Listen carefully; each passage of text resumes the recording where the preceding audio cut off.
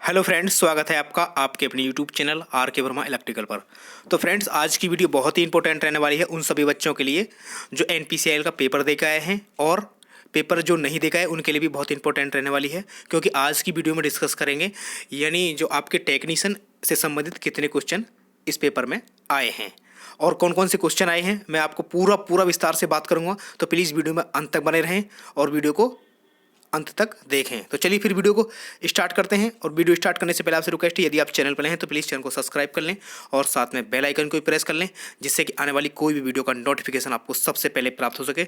और आप हमारे टेलीग्राम ग्रुप को भी ज्वाइन कर लें, जिसका लिंक आपको नीचे वीडियो के डिस्क्रिप्शन में मिल जाएगा। तो चलिए फिर दोस्तों, वीडियो को स्टार्ट करते हैं और जानते हैं एनपीसीआईएल नरोरा की जो परीक्षा हुई है 17 फरवरी 2020 का जो पेपर है वो कैसा है, पूरा डिस्कशन करेंगे प्रत्येक क्वेश्चन पर। तो चलिए फिर वीडियो को स्टार्ट करते हैं। तो दोस्तों, पूरा वीडियो को अंत तक देखना है आपको। तो दोस्तों, आज का जो पेपर रहा है इलेक्ट्रीशियन ट्रेड का, उस पर बात करने वाले हैं। तो दोस्तों, पेपर बहुत ही आसान पेपर आया था। मुश्किल से क्वेश्चन जो आपके 3 से 4 जो क्वेश्चन थे वो ही अब थोड़ा डाउटफुल थे, और बाद बाकी जो 45 से 46 क्वेश्चन बिल्कुल नॉर्मल आए थे। तो चलिए फिर पहले क्वेश्चन की बात करते हैं। जो पहला क्वेश्चन था, यानी ये क्वेश्चन आया था, the on off controller is a system, यानी ऑन ऑफ कंट्रोलर क्या है। तो दोस्तों, बहुत ही आपने पहली बार ऐसा क्वेश्चन देखा होगा। तो ऑन ऑफ क्वेश्चन जो है आपका नॉन लाइनर की श्रेणी में आता है, तो राइट आंसर आपको सी करना था। तो दोस्तों, ये क्वेश्चन भी आया था। चलिए फिर अगले क्वेश्चन की बात करते हैं। दोस्तों, एक क्वेश्चन था इसी की तर्ज पर था।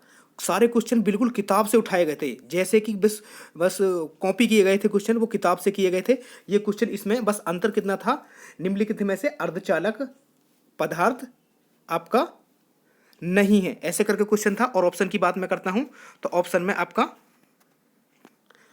पहला जो ऑप्शन था उसमें सिलिकॉन, उसमें जर्मेनियम और सेलेनियम, 3 ये थे, और आपका एल्यूमिनियम, यानी 4 ऑप्शन ये थे। जर्मेनियम, सिलिकॉन और सेलेनियम, ये 3 ऑप्शन थे, और एक ऑप्शन उसमें 4 ऑप्शन एल्यूमिनियम का था। तो राइट आंसर आपको एल्यूमिनियम करना था।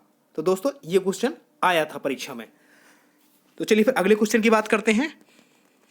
दोस्तों, अगला क्वेश्चन ये था इसमें, यानी the terminal of electrical accessories should be made up, यानी विद्युत उपसाधनों के सिरे किससे बने होते हैं। तो दोस्तों, बहुत ही आसान क्वेश्चन और बिल्कुल किताब से उठाया गया था।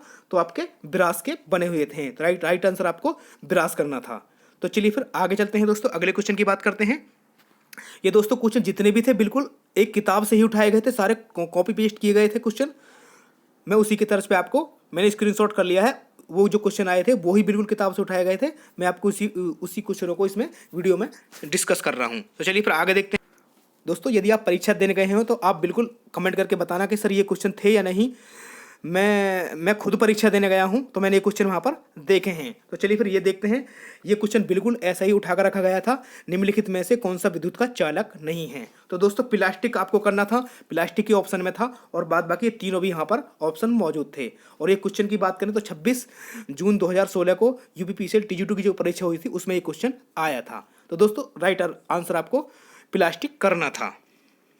अगले क्वेश्चन की बात करते हैं। दोस्तों, एक बात मैं आपको देना चाहता हूँ, यदि आप पेपर देने गए हैं तो दोस्तों ये क्वेश्चन आपने बिल्कुल देखे हैं, तो आप कमेंट में कमेंट करके बता सकते हैं कि सर यही क्वेश्चन थे या नहीं थे, क्योंकि काफ़ी बच्चे ये बोल रहे होंगे कि मैं झूठ बोल रहा हूँ। तो दोस्तों, आपको कमेंट करके जरूर बताना है। ये वाला क्वेश्चन ये आपने देखा होगा, किसी परिपथ में श्रेणी में 3 प्रतिरोध एक समान के प्रतिरोध हैं और 18 वोल्ट की सप्लाई से जुड़े हैं, जहां धारा का मान 1 एम्पियर है। तो प्रत्येक प्रतिरोध का आपसे मान पूछा गया था। तो राइट आंसर आपको 6 ओम इसमें करना था। दोस्तों, बहुत ही आसान क्वेश्चन है और बिल्कुल किताब से उठकर क्वेश्चन गया था। अगले क्वेश्चन की बात करते हैं। एक दोस्तों, ये भी क्वेश्चन था, बैटरी के बारे में पूछा गया था। ये बैटरी की धारिता की यूनिट होती है। तो दोस्तों, बैटरी के बारे में इस प्रकार से पूछा गया था, बस ऑप्शन थोड़े अटपटे बना दिए थे उन्होंने। बस ये ऑप्शन देख रहे हैं, एम्पियर आवर, ऑप्शन में नहीं, एम्पियर आवर के बदले उन्होंने कर रखा था जो आपका एम्पियर आवर की दर से समय के अनुसार पावर दे सकती है। तो राइट आंसर आपको वो चूज करके करना था। आगे चलते हैं दोस्तों।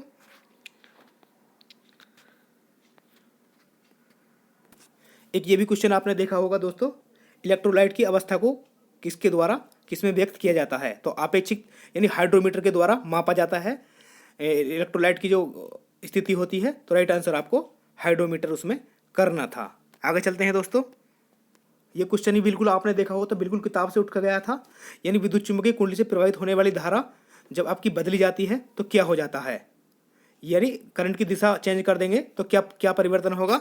तो राइट आंसर आपको दोस्तों इसमें, यानी आपकी जो डायरेक्शन ऑफ जो चुंबकीय क्षेत्र की जो दिशा है वो आपकी परिवर्तन हो जाएगी। तो राइट आंसर आपको सी करना था। तो चलिए फिर अगले क्वेश्चन की बात करते हैं।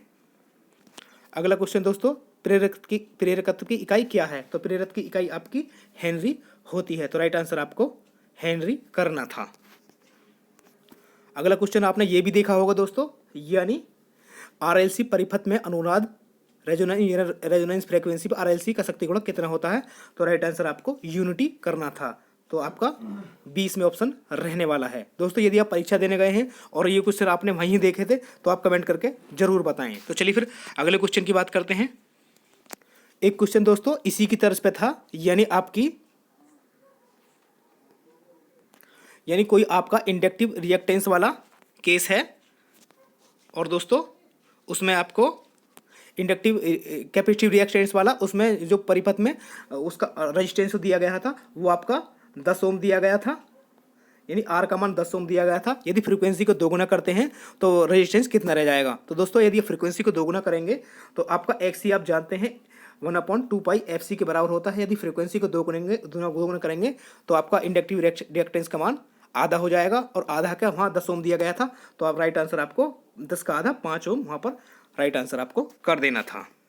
आगे चलते हैं दोस्तों। एक दोस्तों ये भी क्वेश्चन था, ये यानी पृथ्वी का प्रतिरोध कम करने के लिए इलेक्ट्रोड के आसपास क्या भरा जाता है। तो दोस्तों नमक और कोयला उसमें भरा जाता है। तो राइट आंसर आपको उस पर नमक और कोयला करना था। दोस्तों बहुत ही इजी क्वेश्चन आए हैं। यदि आपने परीक्षा दी है तो आपका पता होगा कितने क्वेश्चन इजी आए हैं, यानी लगभग सारे ही क्वेश्चन बहुत इजी थे और बिल्कुल किताब से ही उठाकर दे दिए गए हैं। तो चलिए फिर आगे क्वेश्चन की बात करते हैं।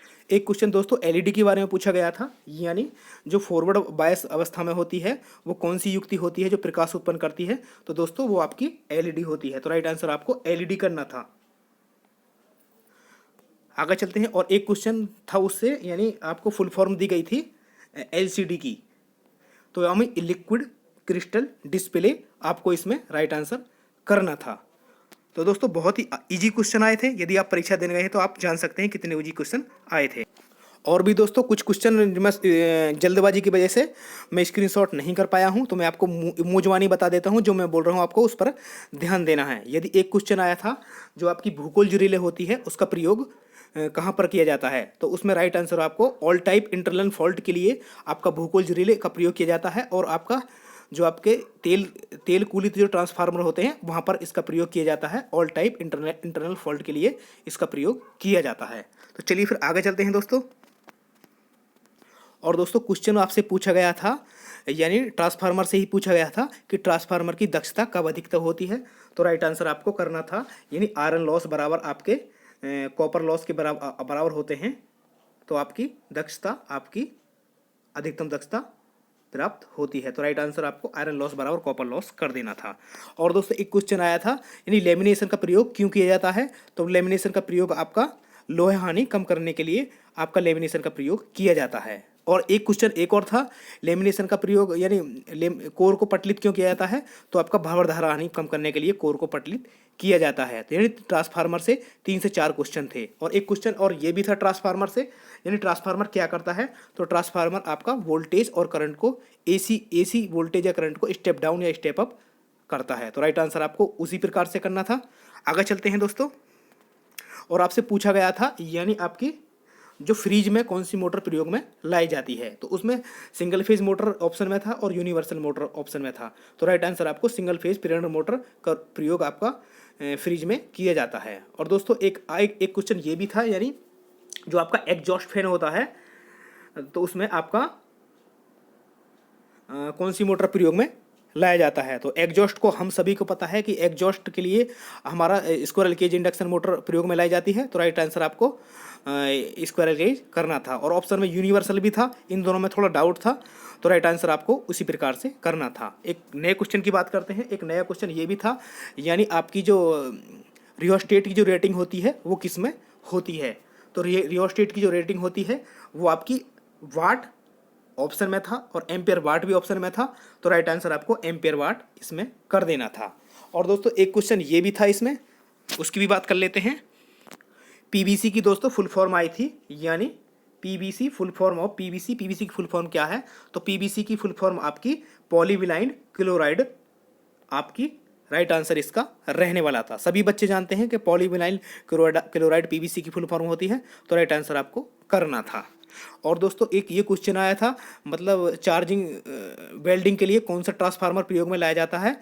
तो आपका डिफरेंशियल कंपाउंड जनरेटर का प्रयोग वेल्डिंग के लिए प्रयोग में लाया जाता है। तो दोस्तों राइट आंसर आपको डिफरेंशियल कंपाउंड जनरेटर करना था। और दोस्तों एक ये क्वेश्चन था उसमें, यानी पैसिव एलिमेंट आपका कौन सा है? तो पैसिव एलिमेंट आपको यानी उसमें एक ऑप्शन था कैपिस्टर। तो पैसिव में आपका जितने भी आपके होती हैं आरएलसी जो डिवाइस होती हैं, आरएलसी, तो ये आपकी पैसिव एलिमेंट के अंतर्गत आती हैं। तो ऑप्शन में आपको कैपिस्टर कर देना था। और दोस्तों एक ये भी क्वेश्चन था वहाँ पर, आरएलसी परिपथ का जो शक्ति गुणक होता है वो कितना होता है? तो आरएलसी शक्ति, इसका जो शक्ति गुणक होता है वो आपका यूनिटी होता है। तो राइट आंसर में आपको इकाई कर देना था। आरएलसी का जो आपका पावर फैक्टर होता है वो यूनिटी होता है। तो राइट आंसर आपको 1 कर देना था। और एक क्वेश्चन दोस्तों ये आया था कि आपकी जो तुल्यकाली मोटर होती है वो किस गति पर चलती है? तो दोस्तों आपको तुल्यकाली जो मोटर होती है वो आपकी सिंक्रोनस गति पर ही आपकी चलती है। तो राइट आंसर आपको सिंक्रोनस करना था। और एक क्वेश्चन आया था इंडक्शन मोटर किस गति पर चलती है? तो इंडक्शन मोटर आपकी लेस देन सिंक्रोनस स्पीड पर आपकी ऑपरेट होती है। तो राइट आंसर आपको अतुल्यकाली गति इसमें कर देना था। और दोस्तों एक क्वेश्चन ये भी आया था, यानी तुल्यकाली गति NS माइनस NR, यानी तुल्यकाली गति और वास्तविक गति क्या कहलाती है? तो दोस्तों आपकी तुल्यकाली गति और वास्तविक गति का जो अंतर होता है वो आपकी स्लिप कहलाती है। तो राइट आंसर आपको स्लिप कर देना था। आगे चलते हैं दोस्तों। एक क्वेश्चन ये आया था, थ्री फेज मोटर में कौन सी मोटर सेल्फ स्टार्ट नहीं होती है? तो आपको उसमें सिंक्रोनस मोटर कर देना था, क्योंकि सिंक्रोनस मोटर आपकी सेल्फ स्टार्ट नहीं होती है, उसमें कुछ व्यवस्थाएं करनी पड़ती हैं जब जाकर वो सेल्फ स्टार्ट होती है। तो राइट आंसर आपको सिंक्रोनस मोटर कर देना था। एक क्वेश्चन दोस्तों ये भी आया था, यानी पोलों की संख्या आपकी दी गई थी, 6 पोल दिए गए थे, और जो गति दी गई थी आपकी वो 400 आरपीएम दी गई थी। तो आपसे इसमें फ्रीक्वेंसी पूछी गई थी।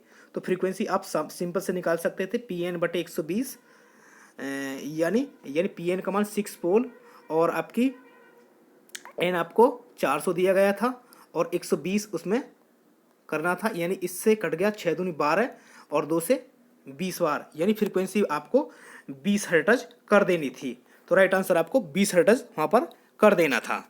आगे चलते हैं दोस्तों। एक क्वेश्चन आया था इसमें, यानी आपकी किसी मोटर के पोलों की संख्या P है, तुल्यकालिक गति NS है, तो फ्रीक्वेंसी का मान कितना होगा? यानी फ्रीक्वेंसी का मान आपको कर देना था PN/120, आपको वहाँ पर कर देना था। तो राइट आंसर आपको PN/120 आपको आंसर करना था। आगे चलते हैं दोस्तों मैं इन क्वेश्चनों को आपको लिखकर भी दिखा सकता था, क्योंकि टाइम होने की वजह से मैं ये क्वेश्चन आपसे वैसे ही शेयर कर रहा हूँ जो क्वेश्चन आए थे। अन्यथा आप 1-2 दिन में पेपर अपलोड हो जाएगा, आप वहाँ से देख सकते हैं कौन कौन से इसमें पेपर आए थे, मैं झूठ बोल रहा हूँ या सही बोल रहा हूँ। आगे चलते हैं दोस्तों। एक क्वेश्चन दोस्तों ये भी आया था, यानी कोई DC फील्ड में आपका करंट का मान आपको 10 एम्पियर दिया गया था और आपका रजिस्टेंस का मान भी आपको 10 ओम दिया गया था, और आपको लॉस ज्ञात करने थे, यानी कितने लॉस इसमें होंगे? तो लॉस आपके I² R के बराबर होते हैं। तो यानी 10 का पावर 2 प्लस इंटू R, यानी 10, यानी 1000 वाट आपके लॉस होंगे। तो आपको 1000 वहाँ पर कर देना था। तो राइट आंसर आपका 1000 वाट वहाँ पर रहने वाला था। आगे चलते हैं दोस्तों। एक क्वेश्चन दोस्तों ये भी आया था, यानी इनपुट फ्रीक्वेंसी 50 हर्ट्ज है और फुल वेव के लिए आपका जो आपकी आउटपुट फ्रीक्वेंसी होगी वो आपकी कितनी होगी? तो आउटपुट फ्रीक्वेंसी 2 गुना हो जाएगी, यानी 100 हर्ट्ज आपको वहाँ पर कर देना था। राइट आंसर आपका 100 हर्ट्ज रहने वाला है। आगे चलते हैं दोस्तों। यानी किसी भी मशीन की दक्षता कब अधिक होगी? तो दक्षता आप हम सभी जानते हैं कि दक्षता तब अधिक होती है जब उसमें हानियाँ यानी लो लॉस आपके होते हैं, तब जाकर आपकी दक्षता अधिक होती है। तो राइट आंसर में आपको लो लॉस कर देना था, यानी लॉस कम होंगे तो आपकी जो दक्षता है वो ज़्यादा हो जाएगी। तो राइट आंसर में आपको लो लॉस कर देना था। और दोस्तों एक क्वेश्चन ये भी था, यानी कोई स्विच ऑन ऑफ करते समय जो स्पार्किंग होती है वो किसके कारण होती है? यानी दोस्तों हम स्विच को हम ऑन ऑफ करते हैं तो स्पार्किंग होती है, वो हमारी हाई इंडक्टेंस के कारण स्पार्किंग होती है। तो राइट आंसर आपको हाई इंडक्टेंस वहाँ पर कर देना था। आगे चलते हैं दोस्तों, और भी क्वेश्चन जो मुझे याद आ रहे हैं मैं आपको वो ही बता रहा हूँ जो जो क्वेश्चन आए थे, और बिल्कुल यही क्वेश्चन आए थे। तो दोस्तों जो कुछ क्वेश्चन याद रहे हैं मैंने वो आपसे डिस्कस किए हैं। क्वेश्चन और भी बहुत सारे थे, लेकिन इस टाइम ना होने की वजह से मैं आपको इतने ही क्वेश्चन बताऊंगा। आगे फिर कभी मैं सारा शॉर्ट लिस्ट करके पूरा पेपर बताऊंगा आपको, ये क्वेश्चन बिल्कुल बिल्कुल दिखाऊंगा प्रूफ के साथ। तो दोस्तों ये थी कुछ इंपॉर्टेंट इन्फॉर्मेशन। उम्मीद करता हूँ वीडियो आपको अच्छी लगी होगी, तो प्लीज़ वीडियो को ज़्यादा से ज़्यादा लाइक और शेयर करें। चैनल पर हैं तो प्लीज़ चैनल को सब्सक्राइब कर लें, क्योंकि मैं ज़्यादातर ऐसी वीडियो लाता रहता हूँ। और ज़्यादा NPCL की ज़्यादा जानकारी के लिए आप चैनल पर जुड़ सकते हैं और चैनल को सब्सक्राइब करते हैं, और वीडियो को ज़्यादा से ज़्यादा आप शेयर करें ताकि बच्चों को पता लग सके कि पेपर किस पैटर्न से आया है। तो दोस्तों thank you for watching this video, और तब तक बने रहें चैनल पर। अब फिर उपस्थित होंगे एक नई जानकारी के साथ। तो धन्यवाद दोस्तों।